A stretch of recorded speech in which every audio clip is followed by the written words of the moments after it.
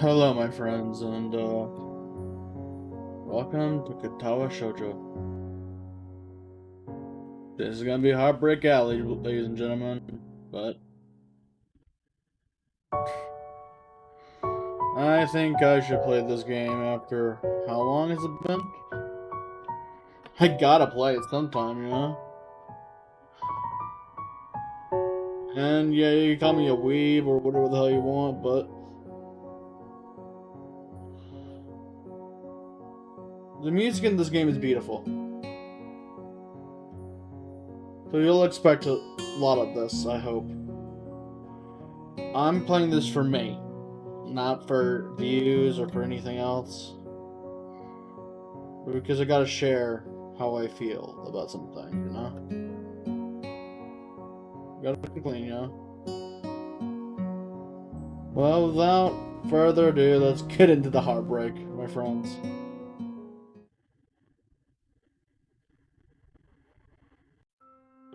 A light breeze causes the naked branches overhead to rattle like wooden wind chimes.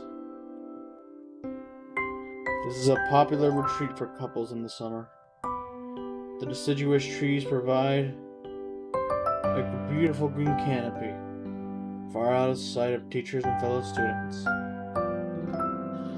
But as of now, in late winter, feels like I'm standing under a pile of kindling. I breathe into my cupped hand and rub them together fiercely to prevent them from moving in this cold. Just how long am I expected to wait out here anyway? I'm not sure. I'm sure the note's at 4 p.m. Ah, yes. The note slipped between the pages of the math book while I wasn't looking.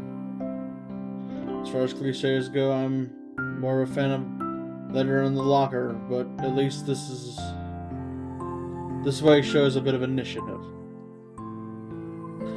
As I ponder the meaning of this note, snowfall gradually thickens. The snowflakes silently falling from the white painted sky are only the sign of this time passing in the stagnant world. Their slow descent upon the frozen forest makes it seem as if time had slowed to a crawl. The rustling of dry snow underfoot startles me. Interrupting the quiet mood, someone is approaching me from behind. Hisao, you came. A hesitating, barely audible question. However, I recognize the owner of that dainty voice instantly. I feel as if my heart skips a beat.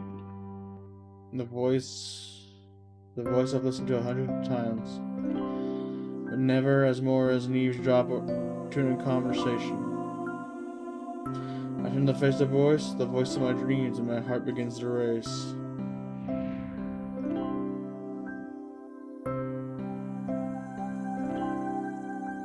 Iwanako? I got a note telling me to wait here. Is it yours? Damn it. I spent all afternoon trying to come up with a good line, and that was the result? Pathetic. Yes, I asked a friend to give you that note. I'm so glad you got it. A shy, joyous smile that makes me so tense I couldn't move a single muscle even if I tried.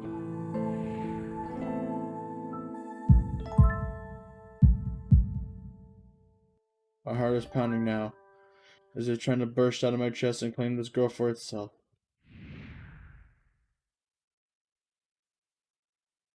So, here we are, out in the cold. Once again, the wind stirs up, and the branches stirred up the branches, and the cacophonous noise of my music to my ears. Yunako flinches ever so softly in the gust of wind. As it passes, she rights herself as if supported by new confidence.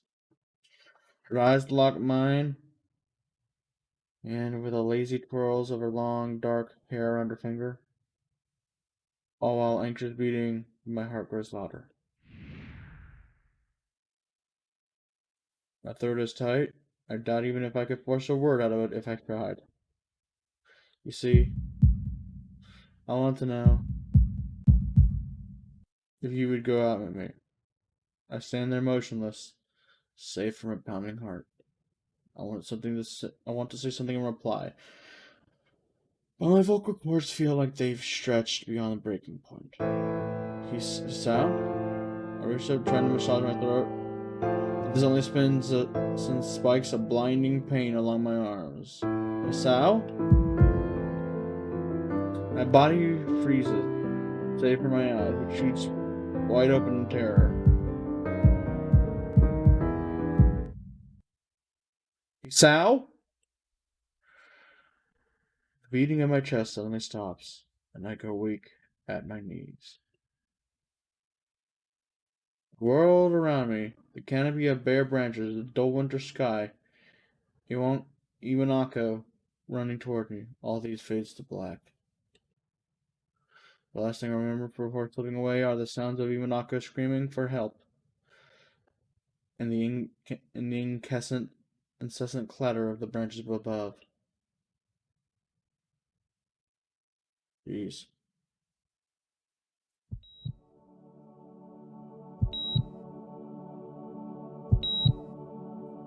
Four Leaf Studio presents, my friends, Katawa Shoujo.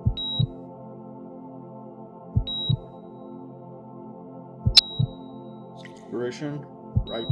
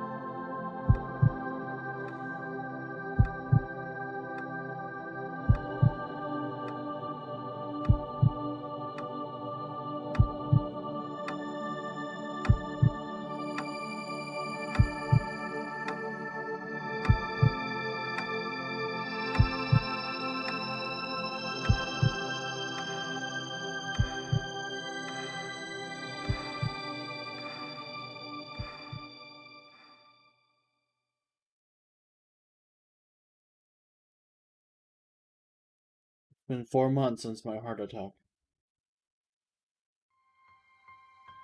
The whole time, I could probably count how many times I've left this hospital room unsupervised with one hand.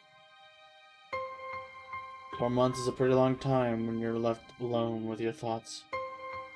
So I've had plenty of time to come to terms with my situation. Arrhythmia. A strange word, a foreign, alien word. One that you don't want to be in the same room with. A rare condition. It causes the heart to act erratically and occasionally beat way too fast. It can be fatal. Apparently I've had it for a long time. They said it was a miracle I was able to go on so long without anything happening. Is that really a miracle? I guess it was supposed to make me feel better, more appreciative of life. It didn't really do anything to cheer me up, you know?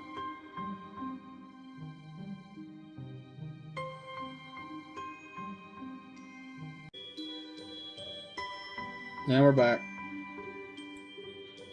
My parents I think we're hit harder than the news than I was. They practically had 2 hemorrhages apiece.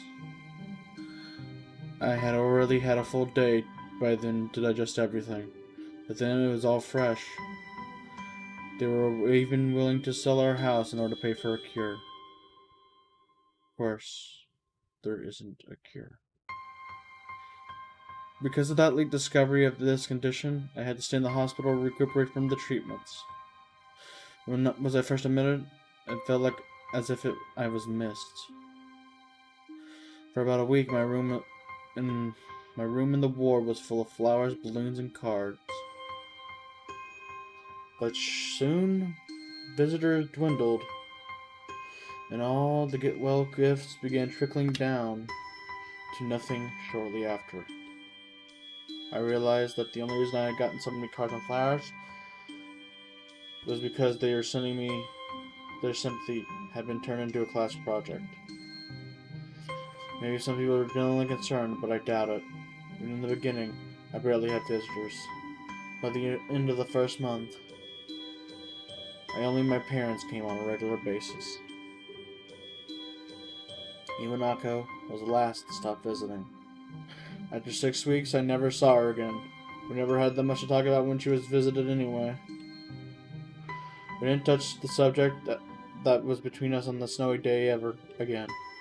The hospital? It's not really a place I'd like to live in. Doctors and nurses feel so impersonal and faceless. I guess it's because they are in a hurry and they have a million other patients waiting for them. But it makes me feel uncomfortable. For the first month or so, I asked the head cardiologist every day I saw him for a rough estimate for when I'd be able to leave, He never answered anything in a straightforward way, but he told me to wait and see if the treatments and surgery worked. So I idly observed the scar that the surgeries had left on my chest slowly change its appearance over time. Thinking of it as some kind of omen. I still ask the head cardiologist about leaving, but my expectations are low enough now.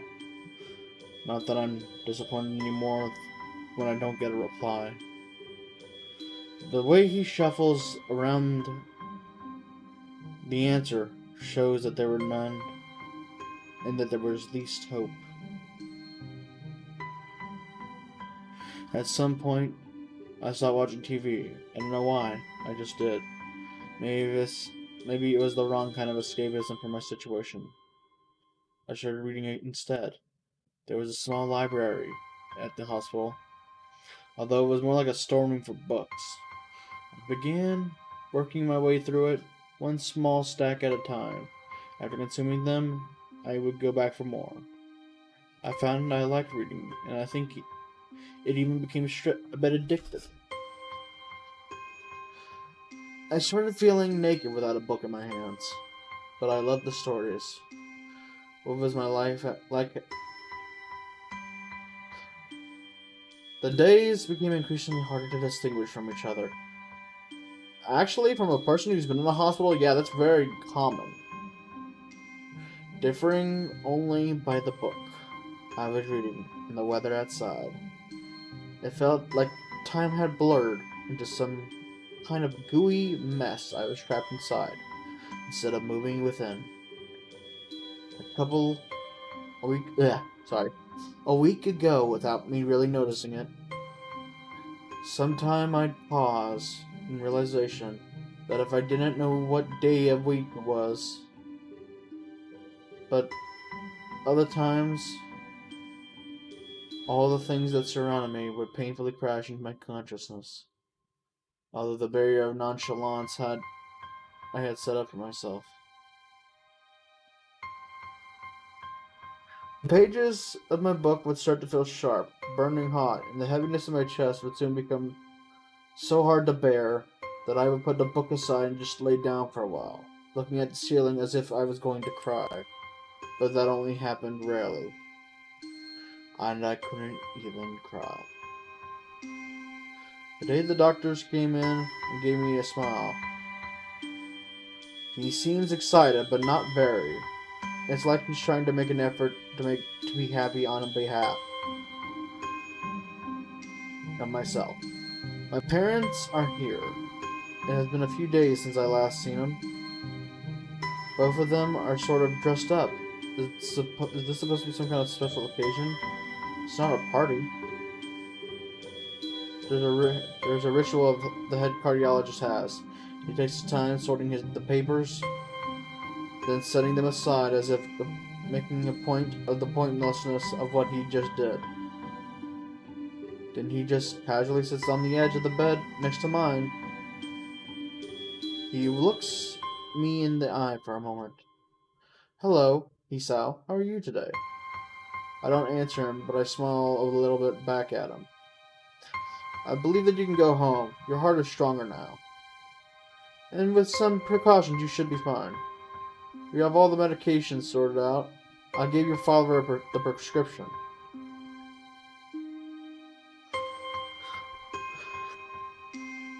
The doctor hands the paper to my dad, whose expression turns wooden as he reads it quickly.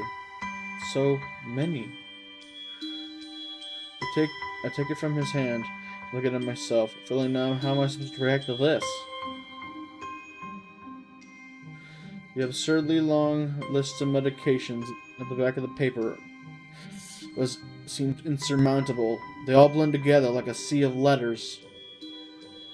This is insane. Side effects, adverse effects, contradictions. The dosages are the list, the line, and the cold precision. Try to read them, but it's futile. I can't understand any of it. Attempting to make attempting only makes me feel sicker. All this for the rest of my life, every day. I'm afraid this is the best we can do at this point. However, new medications are always being developed, so I wouldn't be surprised if that list fades over years. What kind of confident booster is that? It felt better if he hadn't said anything at all. I've also spoken with your parents, and we believe that it's the best you don't return to your old school. What? Please calm down, he said. Listen to what the doctor has to say. Calm down? The way he says it tells me he knows if full well that I wouldn't like it. Am I supposed to be going homeschooled? Whatever my concern shows, it's ignored. We'll all understand that your education is the paramount. However, I don't think that it's wise for you to be out with supervision. At least not until your medication is suitable. So, I've spoken to your parents about a transfer. It's called a school called Yamaku Academy. That specializes in dealing with disabled students. Disabled? What am I? It has a 24-hour nursing staff and only a few minutes from the highly regarded General Hospital. The majority of students live off campus. Think of it as a boarding school of sorts. It's designed to give students a degree of independence while keeping help nearby. Independence is a school for disabled kids. Don't try to disguise that fact. If it really was that free, there wouldn't be 24-hour nursing staff, and you wouldn't be able to make a hospital near it right as the selling point. Of course, that's only if you want to go, but your mother and I aren't really able to homeschool you. We went out there, we had a couple of looks a week back. I think you'd like it. It looks like I don't really have a choice. Compared to other heart problems, people with your condition usually tend to live long lives. You'll need a job one day, and this is a great opportunity to continue your education.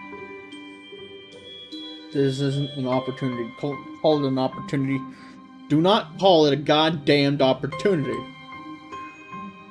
Well, you should be excited at the chance to go back to school. I remember you wanted to return to school. And while it's not the same one, a special school, that's an insult. That's what I want to say. The step down.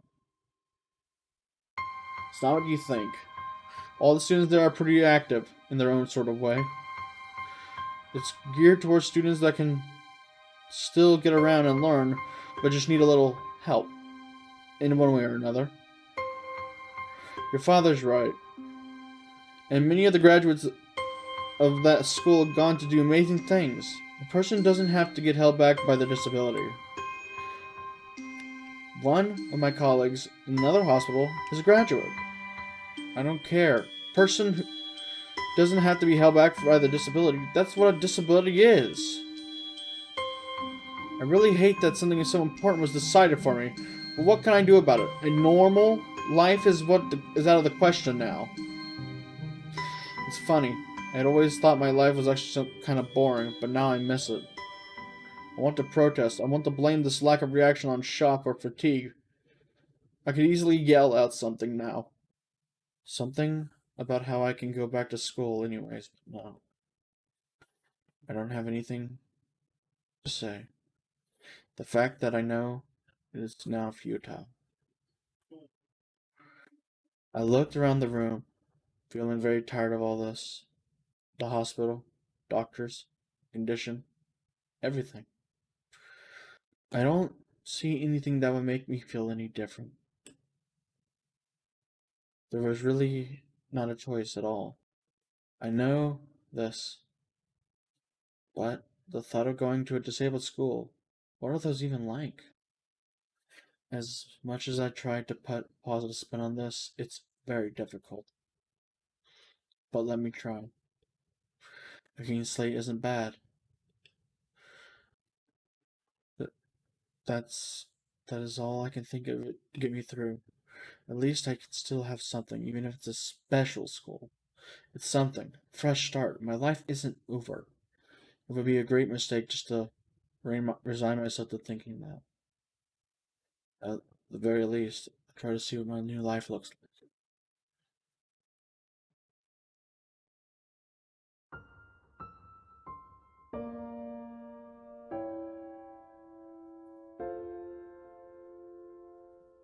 Fact 1. Life expectancy.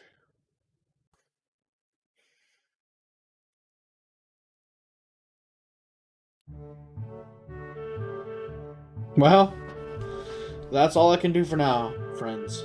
YouTube. Everyone in between. Have a nice day. Have a good night. And I hope the best for you. Hey, I know it's been a while since I've uploaded, but I've come back with a new hope in my heart. I'm feeling a lot better lately. And the reason I wanted to share this game is because it gives me a feeling that I can't explain. You know? It's beauty. It's just beautiful. And I wish you guys the best. Like, subscribe, do anything you want to do. Just have a good day and a good night. Goodbye.